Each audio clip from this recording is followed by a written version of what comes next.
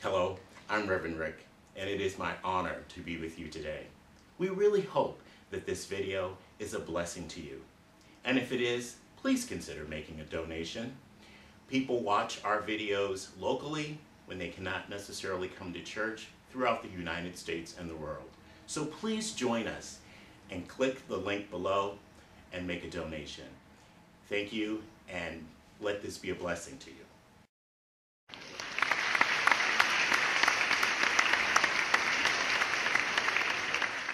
All right, let's prepare ourselves. So you put your hand over your eyes. I open my eyes to see the spiritual truth today. I open my eyes to see the spiritual truth today.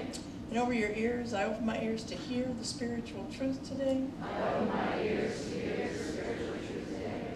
And over your heart, and just extend out your arms. I open my heart to receive the spiritual truth today. I open my heart to receive the spiritual truth today. The spiritual truth that I'm working with is that you are the light the world has been waiting for. You are the light the world has been waiting for. You know, our work together is to brighten our own personal lights so that the darkness on this planet is less. And wouldn't you agree with me? We need less darkness on this planet at this moment. See, the belief of many physicists, including Albert Einstein, is that darkness is simply the absence of light. Darkness is simply the absence of light. And you know what? That feels true for me. It feels true for me that darkness is the absence of light in my heart, in my mind, in my thoughts, in my relationships, in my behavior sometimes. That darkness is simply the absence of light. Within you is a light so bright that it can begin to dispel racism, anti-Semitism, which is on the rise right now in a crazy way. Within you is a light so bright that it can dispel homophobia, homelessness, hunger, and our own personal worries about our children and our grandchildren. Are they thriving? Are they doing all right? Darkness is simply the absence of light. Our work is to be brighter, to have brighter lights on this planet. As we enter the dark months of the year, every single religion that I know of invites us to be more conscious of our own light so that we can join with one another in loving kindness, so that we can simply join with one another in loving kindness. And so today we're celebrating Diwali. Here is isn't our Diwali altar beautiful? Yeah. It's a 5-day Hindu holiday, also celebrated in some parts of the world by Buddhists and Sikhs, all over India. Whatever your religion, this holiday called Diwali is celebrated. And it simply has nourishment for us, all kinds of nourishment. You know, I could speak for a month on the nourishment available to us in this holiday called Diwali. But its primary purpose is to remind us that we are the light that drives out the darkness. In fact, the word Diwali translated simply means row of lamps. Row of lamps. It's a call to us to remember that our light is what drives out darkness in the world. See, every single one of us have positivity inside of us. Every single one of us. And by positivity, I mean authentic positivity. Some of you are old enough to remember Eddie Haskell. I'm not talking about that kind of positivity. For those of you not old enough, I'm so happy some of you here aren't old enough to remember Eddie Haskell. But I'll just tell you, he's kind of a smarmy guy who always was trying to be smarmy. Okay, I'm not talking about that kind of positivity. I'm talking about a deeper positivity that comes from us knowing that our stories are impermanent, that our stories are seasons of our life that are impermanent. A season of a bad marriage, a season of bankruptcy, a season of whatever it was, self-hate, a season. A story is impermanent. What is permanent is love. That's what's permanent in this life. So our work is to know that all of us came here with positivity. All of us, all of us, all of us. We were little blobs of cooing positivity when we came here to the planet. But what happened is we had gunk. Gunk got inside of it. And it began to push back our understanding and our belief in positivity. And we started having false beliefs. False beliefs of limitation began to take over. In whatever form they took over for us. Sometimes our false belief in limitation is, I'm not enough. Sometimes our false belief in limitation is that God is not a generous enough God. Sometimes it's a sometimey God. I don't know what our false beliefs are. They're all individual for all of us. But we all have those false beliefs. And those are the gunk that cover up our positivity. Here's the thing. We have to begin to use our spiritual intellect. Our spiritual intellect to hold ourselves in a positive vibration. See, it doesn't come naturally for us anymore, sadly enough. It doesn't come naturally. So we have to use our spiritual intellect, those things that we understand because we are now metaphysicians and we understand spiritual principles. Those come from a learned, taught way of thinking. And that's what we have to use to hold ourselves in a spiritual vibration. Now the good thing about the Hindus is they have lots of gods and goddesses that help us begin to understand what Ernest Holmes taught us, which is there's a power for good in the universe and one we have to use. See, in the Talmud it is written, ye are gods. And Jesus repeated that teaching. And what the Hindus are saying is, all of us are gods and we all have personalities. And so there are gods and goddesses that have personalities and relationships with one another.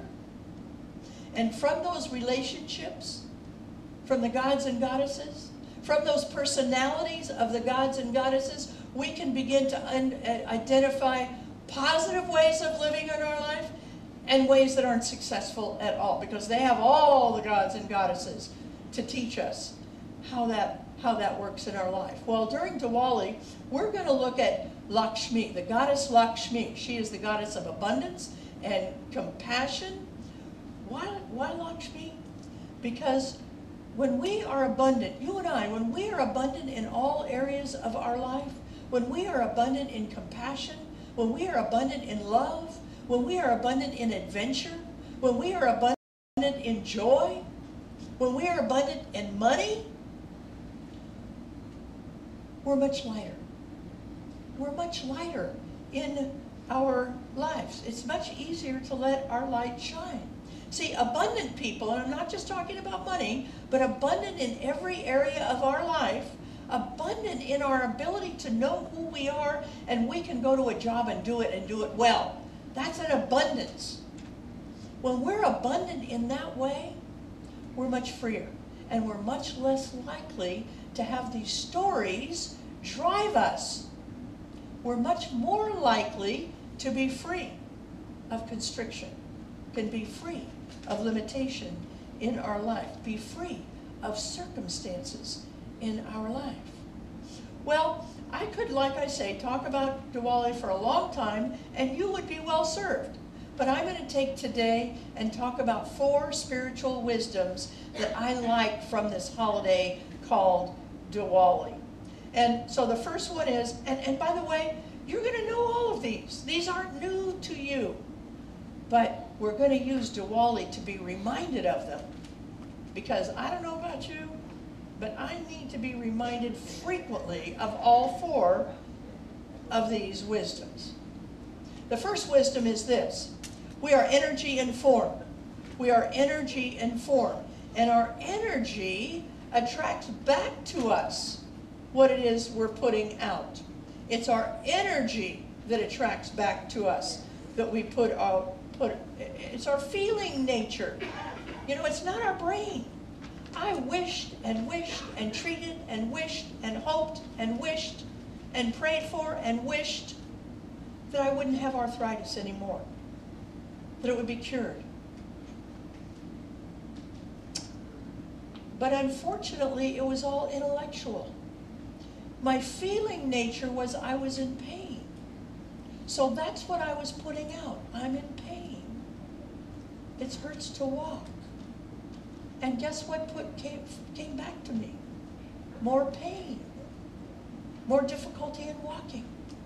Because my feeling nature is what was attracting back to me what I was really putting out. Not my wishes. Not my hopes. Not my desire. Not the intention that I wrote down on my card every day. Not what I journal about. It was my feeling. Now your brain has to send to your feeling. The brain has a part. But it has to fall down into your heart, into your feeling nature, into your gut, in order to make what it is that you want to come true. Joe Dispenza, who many of us follow religiously, says this: our thoughts run us, but our emotions own us. I want you to remember that. Our thoughts run us, but our emotions own us. Because that's the kind of life we're living, is whatever it is we're putting out there. So there's somebody here who must be saying, yeah, I saw The Secret, I get that, I know that. You don't know, you know about it. You don't know it yet, you know about it. Because if you knew it from the very fiber of your being, your light would shine so bright we'd have to have special sunglasses to sit next to you. We have to work at this. We have to work at knowing this in our life. Some of us leave our house in the morning so focused on our problems, so focused on our difficulty, that that's what we're attracting back to us in our life. And those of us who belong to a tribe that is the non-dominant tribe, you and I have to be especially careful of this, because we can walk out of our house in the morning expecting people to treat us poorly. Now look, be careful with this, because it doesn't mean that racism doesn't exist, and there may be some racists out there that will treat you poorly. But if you know who you are, if you walk out of your house in the morning completely clear that you are whole, perfect, and complete, you won't see them. You won't hear them. They'll be bad, bad, bad, bad. You won't know it. And sometimes we just limit our experience because we know before we walk out of the house, we're not enough. Now, I'm going to tell you a story that happened 40 years ago, and the reason I want to tell you that 40 years ago, and the reason I know it was 40 years ago, is because I've been sober over 40 years, and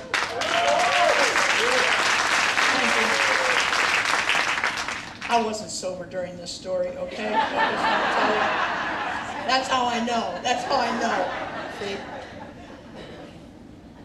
So I had a date. I finally got a date with somebody, and we went out, and I decided I'd go ice skating. Well, I'm not really an ice skater, but you know, over in Sonoma County, Snoopy is over in Sonoma County, has a big ice skating ring. I thought, oh, that's a good idea.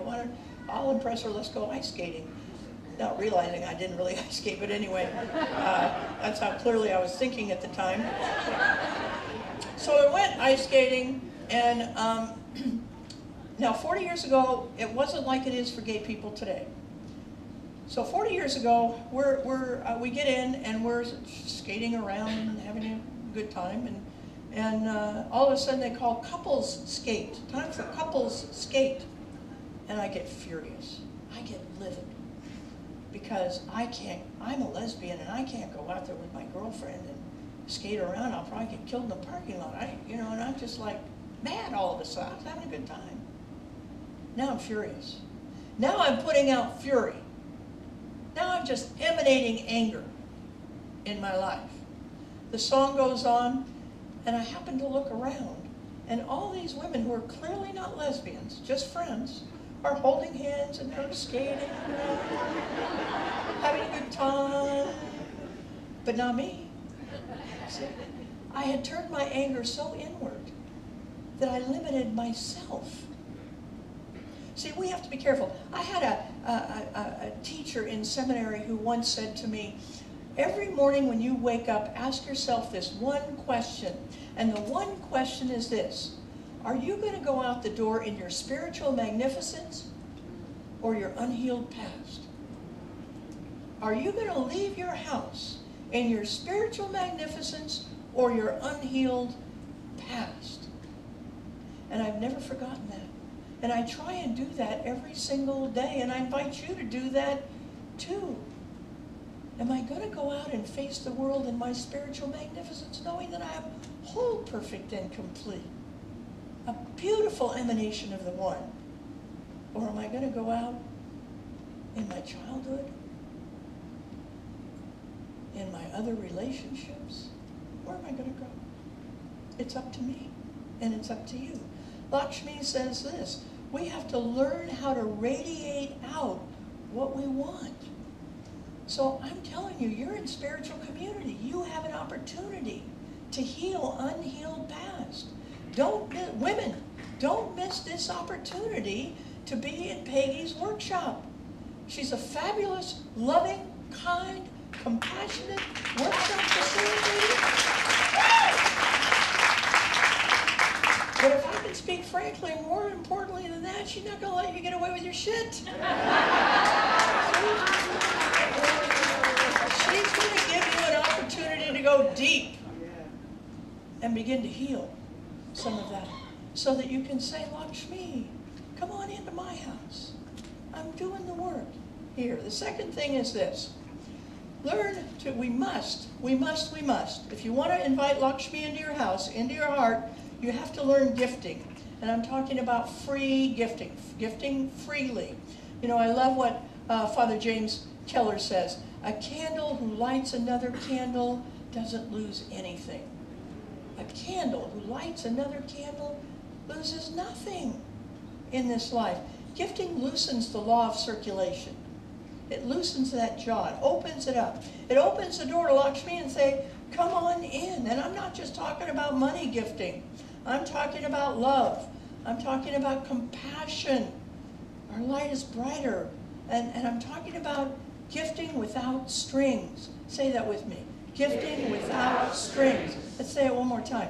Gifting without strings. You know, I had a mother who was a martyr. You couldn't get a cookie out of that woman without a string attached to it. And some of you know what that feels like. Some of you have done it. Some of you are trying to get away from doing it in your life. You know, when somebody has strings attached, don't even accept the gift. Just keep moving on. You'll be better off not accepting it. Just keep moving. Giving service to your family is a wonderful gift. See, it's not just money. Giving service to your family, both your family of choice and your family of origin. And sometimes giving freely of ourselves takes us out of our comfort zone. You know, maybe what's called for you to do with your family is your beloved go to a movie that you don't really want to see. But that's a service. That's a gift. You know, I'm going to let you in on a secret. This must be the morning for secrets. I love Dwayne Johnson. I love The Rock. I love his movies, all of them. Now, Donna thinks he's a twisted biscuit, and so am I.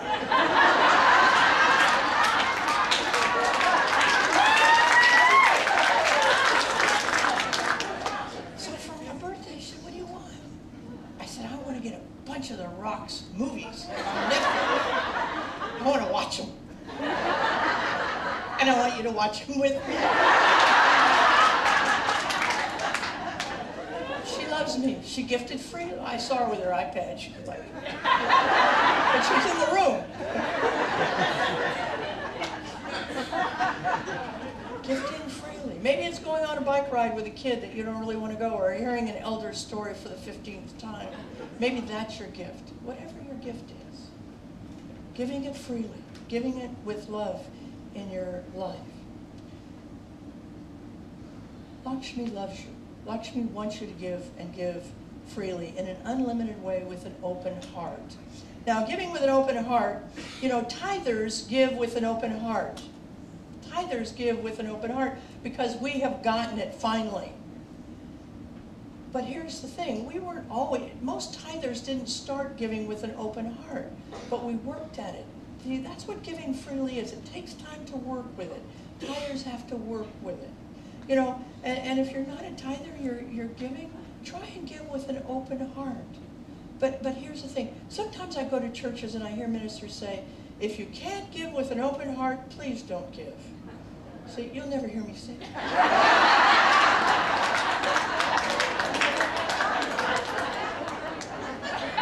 I hope you do, but it's up to you. Eventually your heart might open up. All right, let's move on to the third one. The third one is remove the clutter in your life. Make room for Lakshmi's gifts. Make room. Maybe you need to clean out your cabinet or your kitchen or I don't know, your closets or your garage or your patio. Try spending this time in the season of Diwali of clearing out the clutter, but not just the physical clutter. There are some of us who need to clear out metaphysical clutter. We need to clear out some friendships. And this is hard to say. And when I say clean out friendships, I don't mean in a mean way. I don't mean to let them go in anger. Let them go in love. But you know who you are. You know who your friends are that aren't serving you anymore, that really need to go be with somebody else. Clear up. The next one that we want to talk about, and that's the last one, is forgiveness. Forgiveness. On the 5th day of Diwali, sisters invite their brothers over to their homes so that they can eat and be in joy no matter what the condition of their relationship. No matter what the condition of their relationship. See, I was going to widen this to a family of choice, but to include the family of choice, but I want to stay with a family of origin. Some of us need to do forgiveness work with our family of origin. We need to celebrate Diwali. We need to indicate to Lakshmi, come on Lakshmi, you can come to my house because it's a house that has been decluttered, it's clean, I've given freely, and now I've forgiven people in my family. It's so important for us to do. See, many of us have separated from some slight that has been happening a long time ago. And you know, Thanksgiving's coming up, so some of us need to look at our families of origin and say, is it possible for me to be there and be safe? Because I know that we had a problem before, but I think I'm ready. I think I'm ready to go and be with them. And here's why it's important. You now have bright light. Do you have a niece or a nephew you've never even met, or you haven't seen in 20 years or 15 years, and they need your bright light right now? Maybe you have a parent who is moving into the category called elderly. Do they need the support of a loving child, even though you've had a fuss with them for a long time? Can you look at yourself? Can you look at yourself and say, I would be safe there? It's a little scary, but I'm going to try it because I would be safe there. Now, be careful. There are people in my family who I don't want to be around. I won't be around them. They're not safe for me yet. But I am, during this time of Diwali, asking myself that question. Is it possible enough time has passed? Have I grown strong enough in knowing who I am, that I am whole, perfect, and complete, that I can be in their company? And if so, I invite you to celebrate Diwali by being with them. And if not that, do some forgiveness work with a practitioner. So maybe next year you can be in their company. So let's wind this up. If you go to brunch today, after church, maybe you'd be willing to go to an Indian restaurant and have your brunch. And when you see the server, tell them Happy Diwali, because you will make them happy. You know, Donna is great at this. She didn't wait for the end of Diwali. She had to go to the doctor and have some blood work done, and the phlebotomist was an Indian woman, and when she sat down in her little cubicle, she said, "Happy Diwali." And the woman Donna said she was so happy. It meant so much. Just a happy Diwali meant so much to her. See, we are so separated in this world, and it's getting worse. The hate talk is getting worse. We're separated. We need to reach out to one another in this life.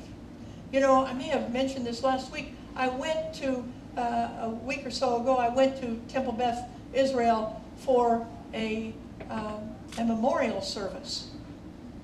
And there were 8 rabbis there from all over Sacramento. And they invited us to come in clergy garb and to read a psalm at this thing. 1,300 people were there.